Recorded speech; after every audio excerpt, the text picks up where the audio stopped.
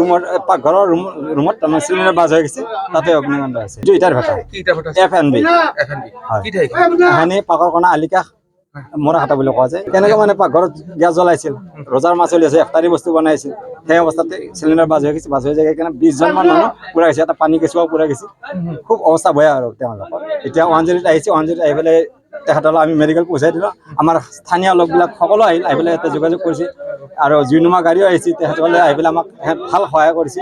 এনেকুৱা 20-25জন মান হৈ যাব তাৰ পাছতে আৰু হয় নিৰ্বাহন কৰিছে।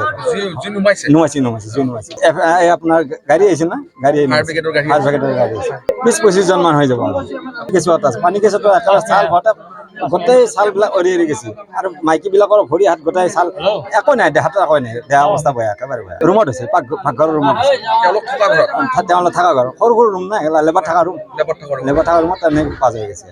আমি গাড়ী হাজোৰ পৰা ততলৈকে আহি পালোঁ। আমি প্ৰায় 10 মিনিট মানতে আহিছোঁ। দমদমত অলপ জাম আছিল, জামটো আমি ভাঙি আহিলোঁ। আহিছে চাওঁ আমি চিলিণ্ডাৰ 7-8টামান ব্ৰাছ হৈ গৈছে। ব্ৰাছ হৈ যোৱাৰ পাছত আমি জুইটো কণ্ট্ৰল কৰিলোঁ, কিন্তু মানুহ 7-8টামান পূৰা জখম হৈ গৈছে। সৰু বাচ্ছা আছে, মাইকী আছে। আমাৰ গাড়ীত উঠালোঁ, তাৰপৰা পাব্লিকে নুমাই দিয়ে, এম্বুলেঞ্চ আহি গ'ল। ময়ে ফোন কৰিলোঁ এম্বুলেঞ্চত পঠাই GMC পঠাই দিলোঁ। এইটো মানে ইটাৰ ভেটাত যিবিলাক কাম কৰা শ্ৰমিক আছিল, শ্ৰমিকৰ সৰু সৰু ৰুম, এইবিলাক গাড়ী সোমাবই নোৱাৰে, বিৰাট জাম। আমাৰ গাড়ীত বিৰাট অসুবিধা হৈছে। একদম গাড়ী ৰাস্তাটো সৰু, একদম বহুত বস্তু ৰাখি থোৱা আছে ইটাৰ ভেটাৰ কাম কৰা শ্ৰমিকৰ। আমি গাড়ী সোমাবই পৰা নাই, বিৰাট কষ্ট হৈছে। জুইটো আমি নুমাইছোঁ, জুইটো নিৰ্গমন হৈছে। এতিয়া মানুহখিনি আমি GMC পঠাই দিলোঁ।